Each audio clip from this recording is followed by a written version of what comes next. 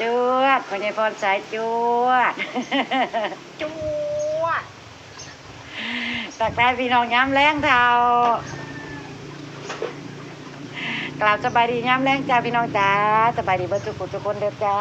ยินดีต้อนรับสู่ช่องแม่น้องบอยคือเก่าคือเดิมกองมาสบายดีพี่น้องมาพ่อพญพรสายจู้เมื่อนี้ลุงพรทำหน้าที่แทนลูกชายจ้าใช่บ่สบายจ้ะพี่น้องจ้าลูกชายบ่สบายแล้วก็ทำหน้าที่แทนลูกเราทำหน้าที่แทนเมียครับ โอ้ยน้องวิกได้ยินนี่น้องวิกบ่แม่นพ่อผมเลยน้องวิกว่าให้กำลังใจลุงพรพี่น้องส่วนป้าบัวกับสิพัดเข่าให้คนป่วยจ้ะล้างอันนี้ก่อน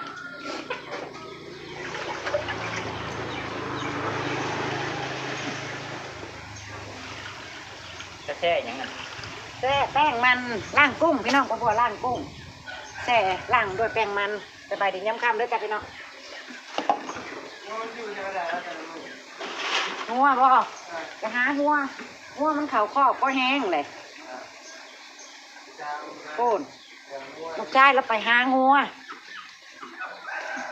พี่มาเศร้าสวยน้ำพ่อพี่แต่บกลงตัวเดียวมันจะเขาไม่กินยามันกินต้องบ่อยไปลองหางัวพึ่งมาแต่หาขี่รถโทรลมหลายห้องกระช่วงแน่หน่อยเดียวนึง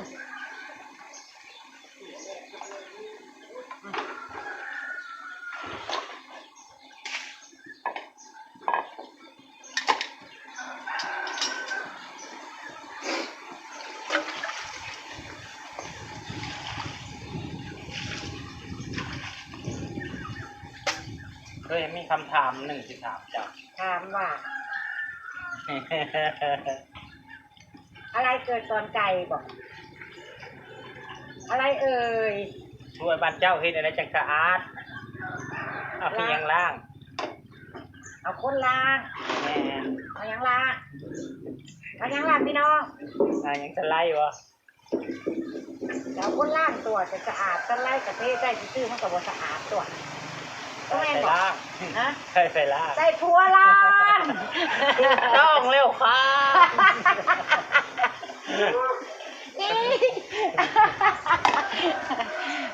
ป้าบัวล่างกุ้งด้วยแป้งมันใส่แล้วพี่น้องจะไปแบ่งพัดใส่ข้าวพัดให้น้องบิ๊กพร้อมแล้วก็สีเฮ็ดจูลุงพรกินย้ำแรงเลยล่ะจ้ะพี่น้องที่ต่ำลวกต่ำอ่ะ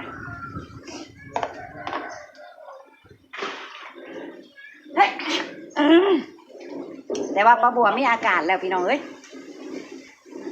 เนี่ยแจ้งของปุ่งมาบัดเข้าแล้วบัดลมป้าบัวเริ่มจามจิ้วแล้วเมื่อไรเนาะมือว่านมือลงมือชื่อนี่เขาว่าแดงยิ่งครึ่งนี่ทองผ่าเฉพาะมันที่ลมนี่ปล่อยลุงพรแล้วล่างถ้วยไปจ้ะพี่น้องไปพัดเขากับป้าบัวจ้ะไปหัวอ้ายจักโตเฮ้ยโอ้ยที่โตหาโตเลยนะได้ไหมท้อง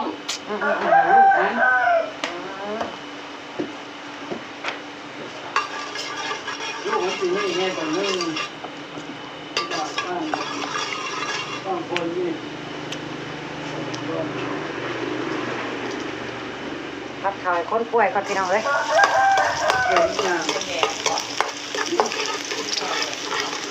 นี่อันที่เรื่องมันเราเรื่องก็ตัวดำอยู่นึง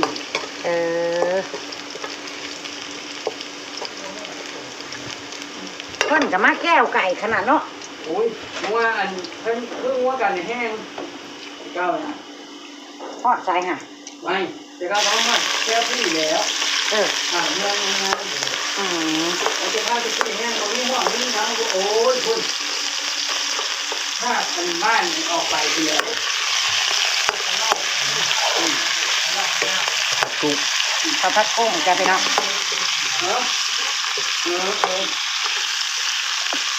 เก็บข้าวผัดกุ้งให้ลูกจ้ะบ่อนเป็นจะโตพื้นทางพื้นแรงเลยกันแต่ตัว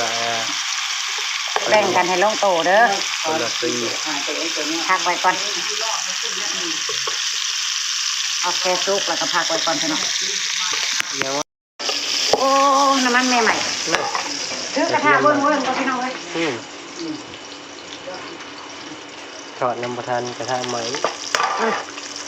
กินบ่ทันแล้วอันนี้แหละมันอัน ไฟแห้งโคตร เสาทาน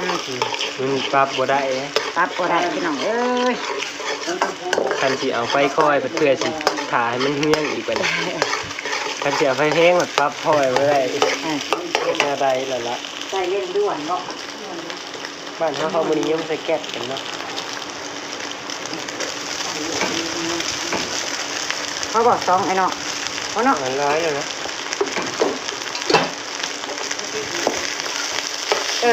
เด้ตามหากันอยู่มาหากันละบ่ ใส่อีกเนี่ย บ่มีเวลาเว้านั่นครับกำลังพักข้าวให้ลูก แล้วเขาใส่อีก หาน้ำชูหมอกินนะจ๊บมาน้ำเย็นชูหมออันวิ่งกินไหม ใส่ละลายแล้วนะ เบิดนี้เว้า ลงอีก บ่แล้วอยู่ในตู้มาแล้วเอาเลยแล้ว ทงตัวมันเจาะอยู่หั่นนี้เป็นเหลวเล็กๆมาอย่างนี้อีกเด้อเขาครับเดี๋ยวฮีก็เดี๋ยวฮี พัดเขาพัดให้ลูกไข่พ่อบ่แหละ2หน่วยหนึงข้าวบักลายหนึง พอแล้ว ใส่ไข่บ่ ใส่อีกเลยใส่อะไรวะ ได้มีอะไรที่แม่บัวทำไม่ได้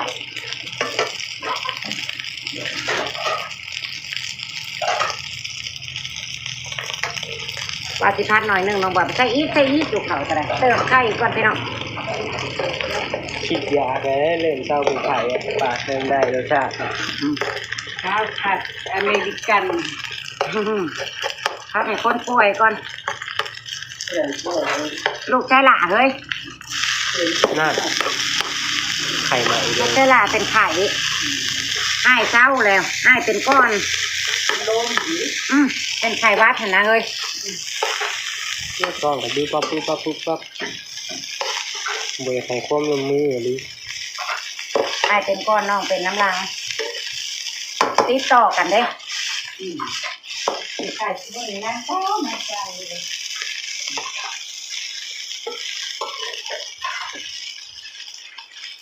แต่ว่าข้าวผัดนี่ต้องใส่ไฟแห้งๆมันจะหอมพี่น้อง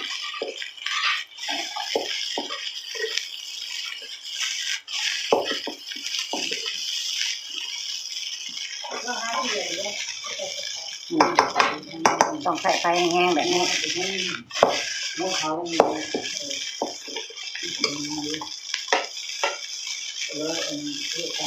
พัดให้เขาเป็นเต้นต้องเด้งผมจังใจเรื่อง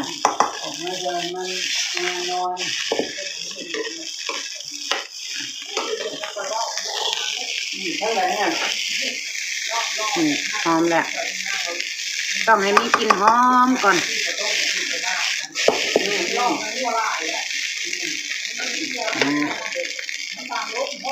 กุ้งลง แกงว่าในนั้นเชื่อท่านบ่ได้ละไม้กับพี่น้องเจ้าใต้บ้านนี่ วันนี้จัดให้ลูกพี่น้อง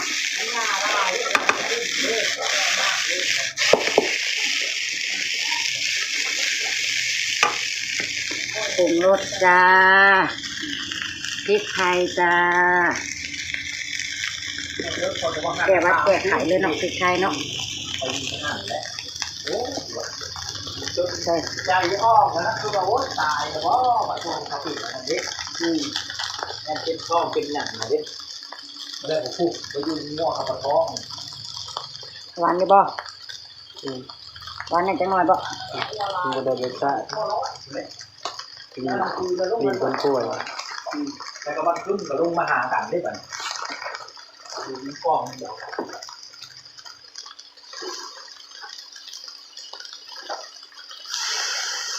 ย่างมากันย่างมากันพวกพวกมือต้อนเนี้ยวันน้องวันนี้ก็เมื่อเราดูเขาเจอกันนี่ก็ที่รถว่าทั้งนี้ด้วยที่น้อยก็ลากไปทางนี้เวลาที่แค่บ้านหอมเลยพี่น้องสูตรซีอิ๊ว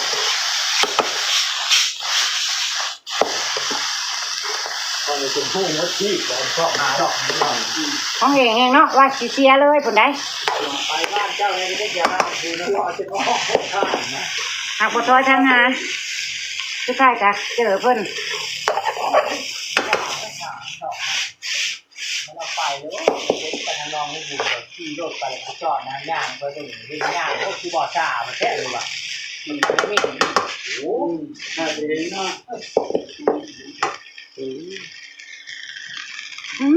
เป๊ะเป๊ะเวอร์ อันนี้ก็โตจนนั้นนะก็ เป๊ะเวอร์จ้ะพี่น้องเป๊ะเวอร์ เบิร์ด ข้าวผัดกุ้ง ที่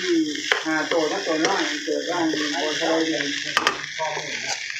เขาเรียกมันนอนทั้งนั้นเลยทั้งสี่บ้านเขาทั้งนั้น นี่มันอัน เอาสมุนไพรเข้าไปให้โฮมผู้เดียวอยู่ในอันเพื่อนน่ะจะคิดเป็นอะไรแล้วพี่น้องเอ้ยจักสิโฮมจักบ่ลูกชายหลาก่อนนะมาจ้ะเสร็จแล้วจ้าข้าวผัดกุ้งอันแสนอร่อยของแม่บุอ่ะ แม่วันวันจะเช่ากับบุกกันแล่นง่ายเลย เอากินต่ำเลยจับซับมะฮุ่งแม่เอ้ยมะฮุ่งชับมาน้อยนึงน่ะนะต่ำกิน3 คนเท่านี้ได้ข้าวบนกินน้ำได้เล็กน้อยนะค่อยล้างแล้วกุ้งนะล้างแป้งมันยังเรียบร้อยไม่จะสิลวกดิบน้ำบ่กินได้เพราะว่าล้างแล้วเลย ที่รถมาแล้วบ้านเจ้ามาหันไปเล่นเก็บมีเงินทางเด็กเด็กเงินไปเนี่ย แต่ยังวันนี้ทำไม่ได้ มาเรียบร้อยแล้วเรียบร้อยนี่ข้าวผัดกุ้ง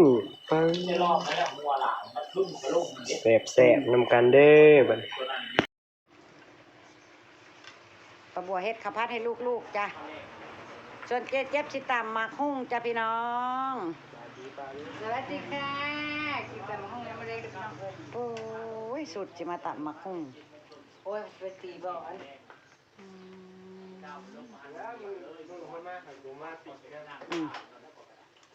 สิโพสุดนั่นนะคนก่ายทางนี่บ่แนมนี่จักสิว่าอีหยังโลดล่ะ บ่ได้สอดได้ข้างในมีเด้อ ฮะอีหยัง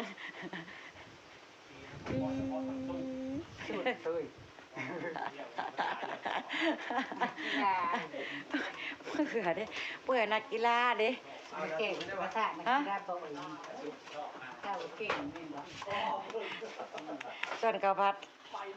ลูกชายหลาของประบัวเสร็จเรียบร้อยจ้ะพี่น้อง ประจำรายดอกห้องประจำเหมือน ว้ายเรื่องซื้อลือแถวบ้านนี้ ข้าวผัดกันมา ข้าวผัดกลุ้งจ้ะพี่น้องจะไปกินแล้วบ่เพิ่นบ่ทากินน้ำช่องให้น้องเพิ่นสิกินก่อนจ้ะพี่น้อง ก็เหลือไปกูในเด้อจักหน่อยนึง กินว่าเดี๋ยวเว้ยเลยสายซับดีๆนะก็โอ้ยตอนใหญ่แท้มันสิเข้าเนื้อเข้าหนังบ่เฮ้ย เบิดเด้อ ตำยกจักหน่อยเนาะยกแล้วก็กินโลดน้องพี่น้องก็บัวสิลวกกุ้งนี่นี่ อันนี้ซื้อ ล้าง กรุ้ง ทำความ กุ้ สะ ง อาด มาค่ะ เจ๊เจ็บออกปักซ่องมื้อนี้ก็เลยให้เจ๊เจ็บซื้อมาพี่น้องก็พอดี มีผู้ใหญ่ใจดีจากอเมริกาจ้ะพี่น้องเพิ่นซัพพอร์ตครอบครัวป้าบัวให้เงินมาป้าบัวก็เลยเลี้ยงลูกด้วยกุ้งจ้ะพี่น้องจ้ะ1 โลแต่ว่าบ่เบิดจ้ะ พอแล้ว บ่ทันได้เบิดซ้ำนี้ดอกจ้ะแบ่งไว้ ทำไร เพราะว่า กิน ค บ่ น เบิด ในครอบครัวบ่หลายก็กิน1 โล เสีย ก็ ประ สิ กาศส่วนมากกับบ่มาย่านนั้นเขาอัน ว่าให้ไปหาเพื่อนสาวมากินน้ำกับบ่มาจ้อย แต่ก็มาสู้สิน ส่วนมากกับบ่มา จ้ะ จะมาเอาเด้อเพิ่นว่า ได้รับเลยเด้อจ้าผู้ใหญ่ใจดีที่ซัพพอร์ตครอบครัวป้าบัวให้เงินป้าบัวมาให้กำลังใจป้าบัวมาจ้าพี่น้องจังได๋ก็ขอบคุณหลายๆขอบคุณจ้ะขอให้ร่ำรวยๆเจริญรุ่งเรืองเฮ็ดหยังทำหยังก็ขอให้มีแต่สิ่งดีๆเข้ามาในชีวิตเด้อน้องหลาเด้อป้าบัวก็สิเก็บคลิปของป้าบัวไว้ซ้ำนี่แหละจ้ะสิถ่ายอยู่บ่อ้าวนึกว่าจะให้เจ๊เจี๊ยบถ่ายตอนกินตำมะฮุ่งต่อเจ๊เจี๊ยบบ่ถ่ายจ้ะพี่น้อง ได้ทายตอนตะกิน เนี่ยโอเคจ้ะติดตามคลิปเจ๊เจี๊ยบด้วยจ้ะพี่น้องจ้าไปแล้วจ้าสบายดี สบายดี